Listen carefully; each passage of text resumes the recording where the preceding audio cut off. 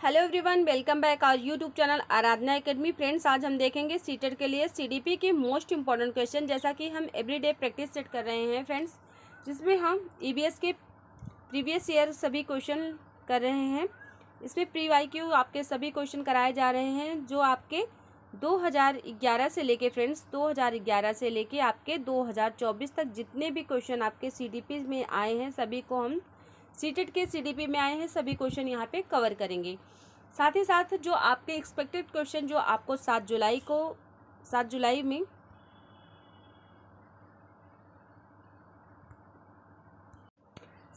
को आने वाले क्वेश्चन हैं उसको भी हम साथ में देखते चल रहे हैं फ्रेंड्स। जैसा कि आप सभी के प्रैक्टिस सेट में जो आपके कमेंट आते हैं वो बहुत ही अच्छे होते हैं, जिससे लगता है कि हाँ आप लोग बहुत अच्छे से प्रिपरेशन कर रहे हैं।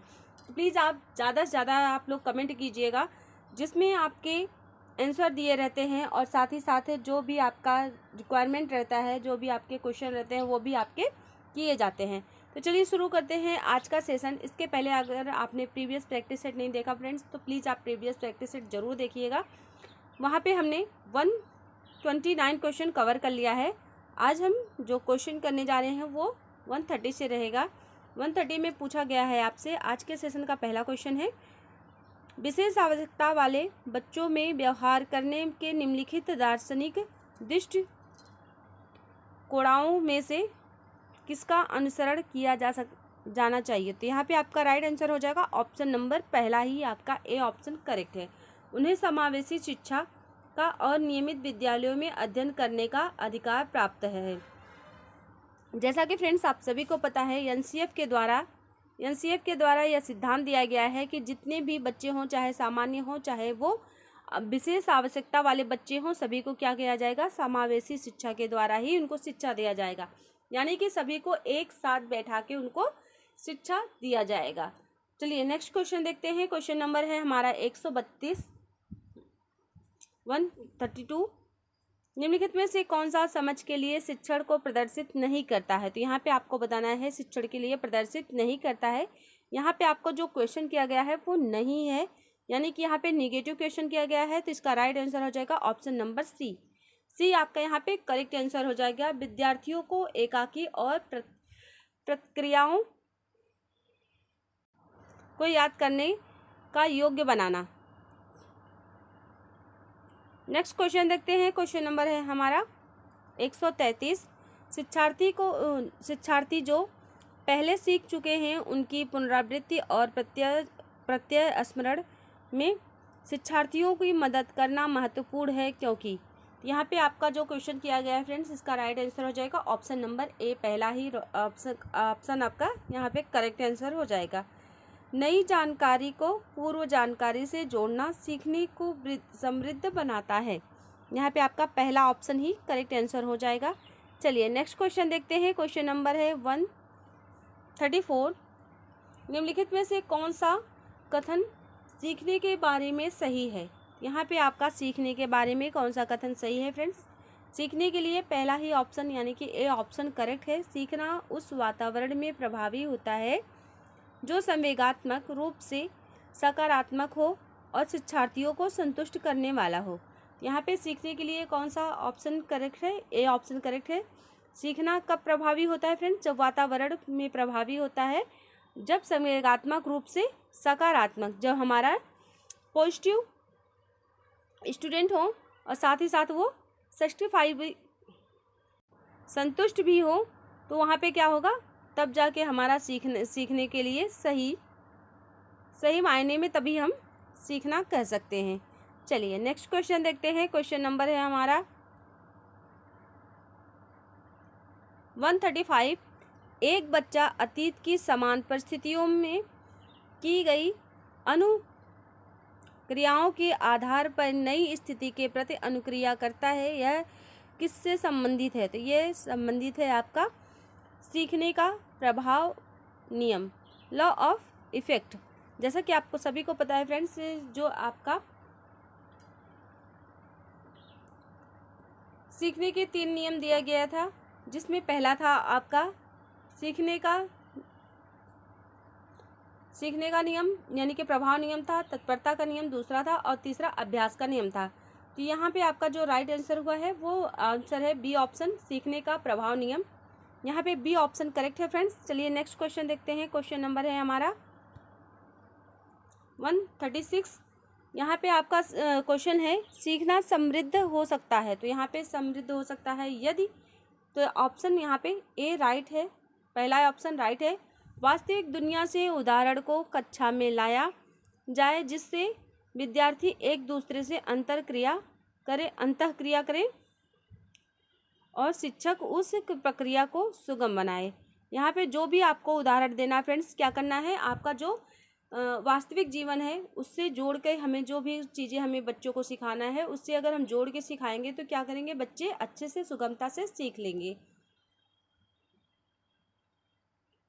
नेक्स्ट क्वेश्चन है, क्वेश्चन नंबर है हमारा 137। एक शिक्षक को अपने विद्यार्थियों की क्षमताओं को समझने का प्रयास करना चाहिए। निम्नलिखित में से कौन सा क्षेत्र इस उद्देश्य के साथ संबंध है। तो यहाँ पे आपका जो ऑप्शन करेक्ट हो जाएगा वो हो जाएगा शिक्षा मनोविज्ञान। यहाँ पे आपका एजुकेशन साइकोलॉजी, यहाँ पे आपका राइट आंसर हो जाएगा ऑप्शन नंबर डी, यहाँ पे करेक्ट है। नेक्स्ट क्वेश्चन देखते हैं फ्रेंड्स। क्वेश्चन नंबर है हमारा 138। शिक्षार्थियों का आत्मनियमन डैश की ओर संकेत करता है। तो यहाँ पे आपका राइट आंसर हो जाएगा option number D, correct answer है। अपने सीखने का स्वयं परीक्षण करने की योग्यता, यहाँ पे आपका डी ऑप्शन करेक्ट आंसर हो जाएगा फ्रेंड्स, जिसमें आपको बताया गया है शिक्षा जो आपका क्वेश्चन है आत्मनियमन किससे होता है, अपने सीखने का स्वयं परीक्षण करने की योग्यता है, आत्मनियमन कहा जाता है। तो यहाँ पे आपका जो है डी ऑप्शन करेक्ट है फ्रेंड्स। जितने भी प्रैक्टिस सेट आपको कराए जा रहे हैं काफ़ी इंपॉर्टेंट है। प्लीज़ आप सभी अच्छे से इसको 1 से या 2 बार रीड करिए, जिससे कि आपके एग्जाम में जितने भी क्वेश्चन पूछे जाएंगे यहाँ से आपको 99%, जी हाँ फ्रेंड्स, 99% आपको यहाँ से ही कवर हो जाएंगे, क्योंकि काफ़ी प्रैक्टिस सेट मैं आपको अभी करा दे रही हूँ। साथ ही साथ जो आपके चैप्टर वाइज है वो भी मैं आपको सभी क्वेश्चन करा दूंगी, जिससे कि आपको CDP में 30 नंबर के क्वेश्चन आते हैं। 30 नंबर के क्वेश्चन आते हैं फ्रेंड्स। 30 नंबर में आपको लगभग 28 क्वेश्चन यहीं से कवर हो जाएंगे। तो चलिए शुरू करते हैं नेक्स्ट क्वेश्चन। क्वेश्चन नंबर है 139। निम्नलिखित में से किस कथन को सीखने के लक्षण के रूप में नहीं माना जाता। यहाँ पे राइट आंसर हो जाएगा ऑप्शन नंबर बी, व्यवहार का अध्ययन सीखना है। यहाँ पे आपका जो नहीं पूछा गया है, निगेटिव वे में क्वेश्चन किया गया है, वो बी ऑप्शन करेक्ट हो जाएगा, व्यवहार का अध्ययन सीखना है, बी ऑप्शन करेक्ट आंसर हो जाएगा। नेक्स्ट क्वेश्चन देखते हैं फ्रेंड्स। क्वेश्चन नंबर है हमारा 140। सिद्धांत के रूप में रचनावाद, तो आपको बताना है यहाँ पे रचनावाद के लिए कौन सा ऑप्शन करेक्ट होगा। तो यहाँ पे ए ऑप्शन करेक्ट हो जाएगा। दुनिया के बारे में अपना दृष्टिकोण निर्मित करने के शिक्षार्थी की भूमिका पर बल देता है। तो यहाँ पे आपका राइट आंसर हो जाएगा ऑप्शन नंबर ए, यहाँ पे करेक्ट आंसर हो जाएगा। नेक्स्ट क्वेश्चन देखते हैं। क्वेश्चन नंबर है 141।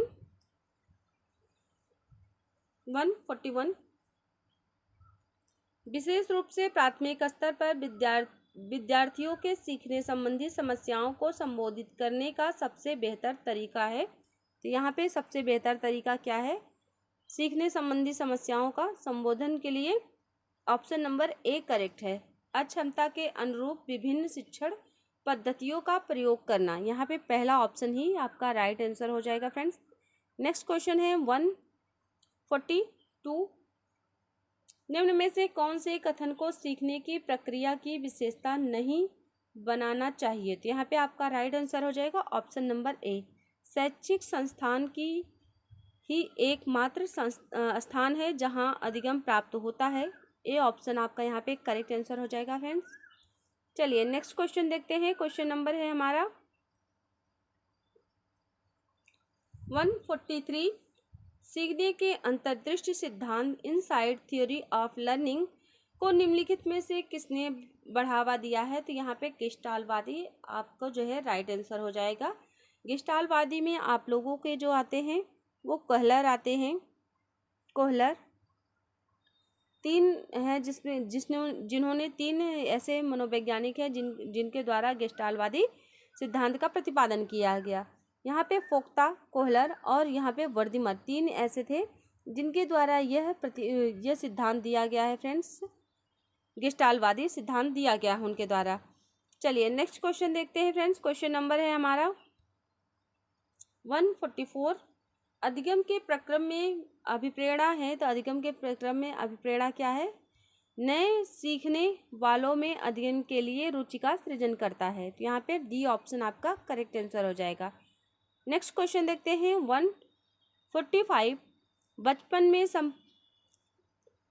सांप्रतिक दृष्टिकोण करंट व्यू की मान्यता है, तो यहाँ पे आपका राइट आंसर क्या हो जाएगा? ऑप्शन नंबर आपका यहाँ पे डी करेक्ट हो जाएगा। बचपन वृद्धि एवं परिवर्तन की एक अनूठी अवधि है, यहाँ पे आपका राइट आंसर हो जाएगा। डी ऑप्शन करेक्ट आंसर है फ्रेंड्स। चलिए नेक्स्ट क्वेश्चन देखते हैं। क्वेश्चन नंबर है हमारा 146। अल्पवयस्क बच्चों के अधिगम प्रक्रम में अभिभावकों की भूमिका होनी चाहिए, तो कौन सी भूमिका होनी चाहिए? अग्र सक्रिय यानी कि प्रोएक्टिव होना चाहिए। जो अल्पवयस्क होते हैं बच्चों के अधिगम के लिए अभिभावक जो होते हैं वो क्या करना चाहिए? उनको अग्र सक्रिय होना चाहिए, यानी कि जो भी हो उनके कार्य पहले जो अल्पवयस्क हैं यानी कि जो अभी बाल्यावस्था से जो थोड़े से ऊपर हैं, तो उन्हें क्या करना चाहिए? हमारे जो अभिभावक हैं उनको अग्र सक्रिय होना चाहिए, यानी कि उनको पहले थोड़ा सा करके दिखाना चाहिए, बताना चाहिए, तभी उनको समझ में आएगा। इसलिए यहाँ पे आपका ए ऑप्शन करेक्ट हो जाएगा। जैसे छोटे बच्चे रहते हैं तो उन्हें क्या करना पड़ता है? पहले हमें उन्हें ट्रीट करना पड़ता है, उन्हें बताना पड़ता है, तभी वो कोई चीज़ समझ सकते हैं। तो यहाँ पे आपका उसी तरह से बी ऑप्शन करेक्ट हो जाएगा। चलिए नेक्स्ट क्वेश्चन देखते हैं। क्वेश्चन नंबर है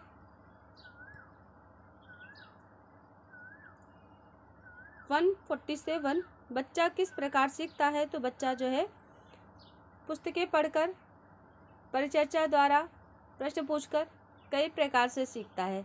बच्चा ये नहीं है कि सिर्फ एक पुस्तकें पढ़कर ही सीखेगा या डिस्कशन करके ही सीखेगा या प्रश्न पूछकर, ऐसा कुछ नहीं है। वो सभी प्रकारों से सीखता है, यानी कई प्रकारों से वो सीखता है। यहाँ पे डी ऑप्शन आपका राइट आंसर हो जाएगा। ऑप्शन क्वेश्चन नंबर है फ्रेंड्स नेक्स्ट हमारा 148। यहाँ पे आपसे पूछा गया है निम्न में से सर्वोत्तम कौन सा एक अच्छा अध्यापक है? तो यहाँ पे आपका राइट आंसर हो जाएगा ऑप्शन नंबर सी, विद्यार्थियों को सदा सीखने के लिए प्रेरित करना। यहाँ पे सदा नहीं होना चाहिए, यहाँ पे सदा सीखने के लिए क्या होना चाहिए? उन्हें प्रेरित करना चाहिए, जिससे कि बच्चे सीखने के लिए प्रेरित होते रहें। चलिए नेक्स्ट क्वेश्चन देखते हैं। क्वेश्चन नंबर है 149। एक अध्यापक की दृष्टि में कौन सा कथन सर्वोत्तम है? तो यहाँ पे आपका पहला ही ऑप्शन करेक्ट है, प्रत्येक बच्चा सीख सकता है। अगर आप भी एक अध्यापक बनते हो फ्रेंड्स, तो यहाँ पे आपकी क्या सोच होनी चाहिए कि सभी बच्चे सीख सकते हैं, प्रत्येक बच्चा सीखने के हुनर के साथ ही आता है। ऐसे ही ऐसे अध्यापक की दृष्टिकोण होना चाहिए। अगर हम ये मानते हैं कि जैसे एक बच्चा सीख सकता है, एक बच्चा नहीं सीख सकता है, तो ये एक अच्छे अध्यापक की गुणवत्ता नहीं है। तो यहाँ पे आपका ए ऑप्शन करेक्ट आंसर हो जाएगा। नेक्स्ट क्वेश्चन है 150। सीखने की प्रक्रिया में विद्यार्थियों द्वारा की गई त्रुटियों के संबंध में आपकी दृष्टि में निम्न में से कौन सा कथन सर्वोत्तम है? तो यहाँ पे आपका राइट आंसर हो जाएगा ऑप्शन नंबर बी, त्रुटियां अधिगम प्रक्रिया का भाग है। त्रुटियों के द्वारा ही बच्चे क्या करते हैं? सीखते हैं। जैसे कोई भी चीज़ अगर बच्चा बना रहा है, उससे बार बार टूटता है, खराब होता है, फिर जाके वो फिर से बनाता है, जिसके द्वारा वो सीखता है। इसलिए त्रुटियां क्या है? अधिगम प्रक्रिया का एक भाग है।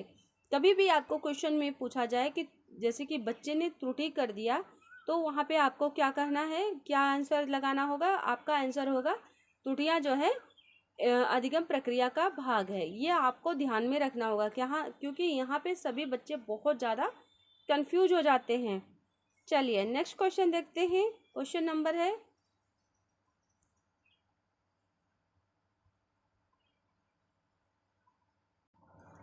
नंबर है 151 है ये, बट यहाँ पे गलती से मिस्टेक से ये प्रिंट हो गया है फ्रेंड्स। चलिए क्वेश्चन देखते हैं। एक कॉलेज जाने वाली लड़की ने फर्श पर एक कोट फेंकने की आदत डाली है। लड़की की माँ ने उससे कहा कि कमरे से बाहर जाओ और कोट को खूंटी पर टांगो। लड़की अगली बार घर में प्रवेश करती है, कोट को हाथ पर रखकर अलमारी की तरफ जाकर कोट को खूंटी पर टांग देती है। यह उदाहरण है, तो यह किसका उदाहरण है फ्रेंड्स? इसका उदाहरण है, राइट आंसर हो जाएगा ए ऑप्शन, श्रृंखला अधिगम का। अगला क्वेश्चन है 152, अधिगम को प्रभावित करने वाला व्यक्तिगत कारक है। अधिगम को प्रभावित करने वाला व्यक्तिगत कारक है, यहाँ पे आपका राइट आंसर हो जाएगा परिपक्वता एवं आयु, डी ऑप्शन यहाँ पे करेक्ट आंसर हो जाएगा। नेक्स्ट क्वेश्चन है, क्वेश्चन नंबर है 153, अधिगम निर्योग्यता यानी कि लर्निंग डिसेबिलिटी का लक्षण है, तो अवधान संबंधी बाधा, सी ऑप्शन करेक्ट है। जो आपकी यहाँ पे आपका राइट आंसर हो जाएगा ऑप्शन नंबर सी, अवधान संबंधी बाधा। चलिए नेक्स्ट क्वेश्चन देखते हैं। क्वेश्चन नंबर है हमारा 154, रचनात्मक लेख यानी कि कंस्ट्रक्टिव ऐसे का नियोजन प्लानिंग होना चाहिए, तो यहाँ पे आपका राइट आंसर हो जाएगा option number D correct answer है सभी छात्रों के लिए। नेक्स्ट क्वेश्चन देखते हैं। क्वेश्चन नंबर है हमारा 156, सीखने के लिए कौन से कारक हैं जो सीखने को प्रभावित करते हैं, तो यहाँ पे आपका राइट आंसर हो जाएगा शिक्षार्थी का शारीरिक व मानसिक स्वास्थ्य।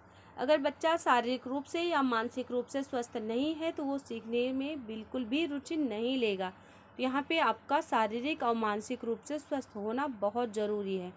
प्रेरणा व उपलब्धि का अभिप्रेरणा, यहाँ पे बी ऑप्शन भी राइट है। उत्सुकता और इच्छा शक्ति, विल पावर, अगर आपका सीखने में बिल्कुल भी कोई भी चीज़ में रुचि नहीं है फ्रेंड्स, जैसा कि अगर हम उदाहरण ले लें, जैसे आप सीटेट को पास करना चाहते हैं, अगर आप इच्छा से नहीं सीख रहे हैं, अगर आपकी इच्छा नहीं है, तो चाहे हम कितनी भी आपको प्रैक्टिस सेट करा लें, चाहे कितना भी हम आपको बता दें, वो आप बिल्कुल भी नहीं करेंगे। तो सबसे इम्पोर्टेंट है क्या है आपका उत्सुकता, यानी कि विल पावर आपका होना बहुत ज़रूरी है यहाँ पे, तभी कोई बच्चा सीख सकता है। तो यहाँ पे आपका डी ऑप्शन करेक्ट हो जाएगा। चलिए नेक्स्ट क्वेश्चन देखते हैं। क्वेश्चन नंबर है हमारा 157, सीखने का सिद्धांत जो पूर्ण रूप से और केवल अवलोकनीय व्यवहार ऑब्जर्व बिहेवियर पर आधारित है, सीखने के सिद्धांत से संबंधित है, तो यह है व्यवहारवाद। यहाँ पे आपका बी ऑप्शन करेक्ट आंसर हो जाएगा। चलिए नेक्स्ट क्वेश्चन देखते हैं फ्रेंड्स। क्वेश्चन नंबर है हमारा 158, शिक्षार्थियों को डैश के लिए प्रोत्साहित नहीं करना चाहिए, तो किसके लिए नहीं करना चाहिए, यहाँ पे आपका सी ऑप्शन करेक्ट आंसर हो जाएगा फ्रेंड्स। शिक्षक जो पूछ सकते हैं उन सभी प्रश्नों के उत्तर याद करने में, तो यहाँ पे आपको नेगेटिव क्वेश्चन किया गया था, यहाँ पे आपको याद करना एक क्या है निगेटिव क्वेश्चन है, निगेटिव टैग वर्ड है, तो यहाँ पे आपका जो राइट आंसर हो जाएगा ऑप्शन नंबर सी। यहाँ पे निगेटिव पूछा गया है तो हमें निगेटिव ही क्वेश्चन में आंसर देना है, तो यहाँ पे सी ऑप्शन करेक्ट हो जाएगा। नेक्स्ट क्वेश्चन देखते हैं। क्वेश्चन नंबर है हमारा 159, शिक्षा निम्नलिखित में से कौन सा रचनात्मक आकलन फॉर्मेटिव असेसमेंट के लिए उचित उपकरण नहीं है, यहाँ पे आपका राइट आंसर हो जाएगा ऑप्शन नंबर बी, यहाँ पे करेक्ट आंसर हो जाएगा सत्र परीक्षा, बी ऑप्शन करेक्ट आंसर हो जाएगा। चलिए नेक्स्ट क्वेश्चन देखते हैं फ्रेंड्स। क्वेश्चन नंबर है 160, विद्यार्थियों के सीखने में जो रिक्तियाँ रह जाती हैं उनके निदान के बाद डैश होना चाहिए, तो यहाँ पे राइट आंसर हो जाएगा ऑप्शन नंबर आपका क्या राइट हो जाएगा समुचित उपचारात्मक कार्य, डी ऑप्शन करेक्ट आंसर हो जाएगा फ्रेंड्स। चलिए नेक्स्ट क्वेश्चन देखते हैं। क्वेश्चन नंबर है हमारा 161, निम्न में से कौन सा शिक्षण कुशलता यानी कि टीचिंग स्किल से संबंधित है, तो यहाँ पे आपका राइट आंसर हो जाएगा ऑप्शन नंबर डी यानी कि उपयुक्त सभी। श्यामपट्ट भी आपका क्या है, टीचिंग स्किल है। श्यामपट्ट पर लिखना, पैर नहीं होना चाहिए, यहाँ पे पर होना चाहिए, पर लिखना। और बी ऑप्शन क्या है, प्रश्नों को हल करना, प्रश्न पूछना, ये सभी क्या है आपके टीचिंग स्किल है, शिक्षण कुशलता के लिए से संबंधित है। चलिए नेक्स्ट क्वेश्चन देखते हैं। क्वेश्चन नंबर है फ्रेंड्स हमारा यहाँ पे 162 डैश को अनुप्रेरित शिक्षण के एक संकेत के रूप में विवेचन किया जाता है। तो यहाँ पे राइट आंसर हो जाएगा विद्यार्थियों द्वारा प्रश्न पूछना। सी ऑप्शन आपका यहाँ पे करेक्ट आंसर हो जाएगा फ्रेंड्स। नेक्स्ट क्वेश्चन है, क्वेश्चन नंबर है हमारा यहाँ पे 163। आप एक अति सक्रिय बालक यानी कि हाइपरेटिव चाइल्ड को कैसे सही दिशा में लाएंगे। तो आपको बताना है जो सक्रिय बालक है, हाइपरेटिव चाइल्ड है, उसे कैसे लाएंगे। तो इसका राइट आंसर हो जाएगा ऑप्शन नंबर सी, उसे श्यामपट्ट की आधी साफ करने का काम देंगे, यानी कि उसको श्यामपट्ट साफ करने की, साफ सफाई करने का काम देंगे जिससे कि वह सही दिशा में आ सके। नेक्स्ट क्वेश्चन देखते हैं फ्रेंड्स। नेक्स्ट है हमारा क्वेश्चन नंबर है 164। एक अभिभावक आपसे विद्यालय में मिलने के लिए कभी नहीं आता है, तो आपको क्या करना चाहिए। तो यहाँ पे आप जो है इग्नोर द चाइल्ड यानी कि बच्चे की उपेक्षा करेंगे, ऐसा नहीं करने हैं। आपको अभिभावक को लिखेंगे यानी कि अभिभावक को पत्र लिखेंगे, ऐसा भी नहीं करना है क्योंकि वो मिलने नहीं आ रहे हैं, तो आप स्वयं जाके उनसे मिलेंगे। यहाँ पे सी ऑप्शन करेक्ट आंसर हो जाएगा। बच्चों को दंड देना शुरू करेंगे, ऐसा भी नहीं करना है। आपका सी ऑप्शन राइट आंसर हो जाएगा फ्रेंड्स। आप स्वयं जाके उनसे मिल के आएंगे। क्वेश्चन नंबर है 165। बच्चे की जिज्ञासा यानी कि शांत करना चाहिए। तो आपको जो है बच्चे की जिज्ञासा कैसे शांत करना चाहिए, तत्काल जब शिक्षार्थी द्वारा जिज्ञासा की जाए तभी आपको शांत करना है। ऐसा नहीं कि जब आपको शिक्षक को फुर्सत मिले तब आप करना है, जब विद्यार्थी को फुर्सत मिले तब करना है, जब कुछ समय के पश्चात ये भी नहीं करना है। आप जैसे ही बच्चा कोई भी क्वेश्चन आपसे करता है तुरंत ही उसको क्या करना है, उस जिज्ञासा को शांत करना है। नेक्स्ट क्वेश्चन है, क्वेश्चन नंबर है 166। इसमें पूछा गया है शिक्षक को ज्ञान होना चाहिए। तो शिक्षक का ज्ञान क्या होना चाहिए, ऑप्शन नंबर यहाँ पे राइट आंसर है डी, अध्यापक विषय एवं बाल विज्ञान। ऐसा नहीं है कि सिर्फ आपको अपने विषय में ही ज्ञान है तो आप जो है अच्छे अध्यापक हैं, ऐसा नहीं है फ्रेंड्स। नहीं, आपको बाल मनोविज्ञान का ही पूरा ज्ञान है तो आप जो है अच्छे शिक्षक माने जाएंगे। अच्छे अध्यापक तभी माने जाएंगे जब आपको अध्यापक विषय यानी कि जो आपका अध्यापन विषय है वो अध्यापन विषय के साथ साथ आपको बाल मनोविज्ञान का भी ज्ञान होना चाहिए, तभी जो है आप एक अच्छे अध्यापक के। क्वेश्चन नंबर है 167। शिक्षक एक विद्यार्थी के मध्य संबंध होना चाहिए। तो यहाँ पे राइट आंसर है स्नेह का, विश्वास का, सम्मान का, यानी कि तीनों ऑप्शन यहाँ पे करेक्ट आंसर है। तो आपका डी ऑप्शन राइट हो जाएगा, यह सभी। नेक्स्ट क्वेश्चन देखते हैं। क्वेश्चन नंबर है हमारा 168। एक अच्छा अध्यापक विद्यार्थियों के मध्य बढ़ावा देता है। तो यहाँ पे राइट आंसर हो जाएगा ऑप्शन नंबर बी करेक्ट है, सहयोग यानी कि कोऑपरेशन की भावना, यानी कि सहयोग की कोऑपरेट करेंगे आपको तभी आप जो है सहयोग की भावना को ही बढ़ावा देंगे, बढ़ावा देना चाहिए। नेक्स्ट क्वेश्चन है 169। बच्चों में नैतिकता की स्थापना के लिए सर्वोत्तम मार्ग है। तो सर्वोत्तम मार्ग क्या है, शिक्षक का आदर्श रूप से व्यवहार करना। बच्चे क्या करते हैं फ्रेंड्स, बच्चे अनुकरण करते हैं। तो आपको क्या करना है, अगर आप शिक्षक हैं तो शिक्षक होने के नाते अगर जब तक आपका एक आदर्श व्यवहार नहीं होगा तब तक बच्चों में भी आदर्श या नैतिकता के गुण नहीं आएंगे। तो इसलिए बच्चे क्या करते हैं, अध्यापकों का अनुकरण करते हैं। तो शिक्षक का आदर्श रूप व्यवहार करना जरूरी है। तो यहाँ पे आपका बी ऑप्शन करेक्ट आंसर हो जाएगा। नेक्स्ट क्वेश्चन देखते हैं फ्रेंड्स। क्वेश्चन नंबर है 170। यहाँ पे पूछा गया है आपसे निम्न में से कौन सा कथन शिक्षण के बारे में सत्य नहीं है। यहाँ पे आपको नहीं है पूछा गया है, यहाँ पे आपका राइट आंसर हो जाएगा ऑप्शन नंबर डी करेक्ट है। अनुदेशन, शिक्षण अनुदेशन, यहाँ पे आपका राइट आंसर हो जाएगा डी ऑप्शन। नेक्स्ट क्वेश्चन है, क्वेश्चन नंबर है 171।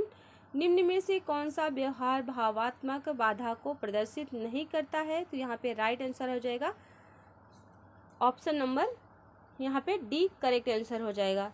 स्वलीनता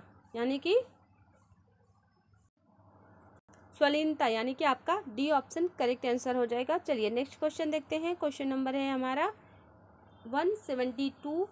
आपकी कक्षा में कुछ छात्र अति मेधावी हैं, यानी कि बहुत ही अच्छे पढ़ने में हैं, बहुत तेज तर्राक हैं। आप उन्हें किस तरह पढ़ाएंगे? तो यहाँ पे आपका राइट हो जाएगा समृद्धिकरण कार्यक्रम के द्वारा। उन्हें क्या करेंगे? समृद्धिकरण कार्यक्रम के द्वारा उनको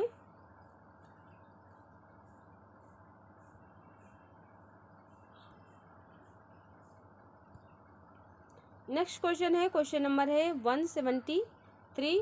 आप एक कक्षा में शिक्षक के तौर पर छात्रों को प्रेरित करते हैं, तो 4 ऑप्शन दिया गया है, तो किस किस तरीके से आपको प्रेरित करना है? निर्देश निर्धारित कर, यानी कि जो भी चीज़ें रहेगी उसे निर्धारित करेंगे, निर्देश देंगे। श्यामपट्ट का प्रयोग कर, दृष्टांत उदाहरण के द्वारा, छात्रों को सक्रिय भागीदारी द्वारा।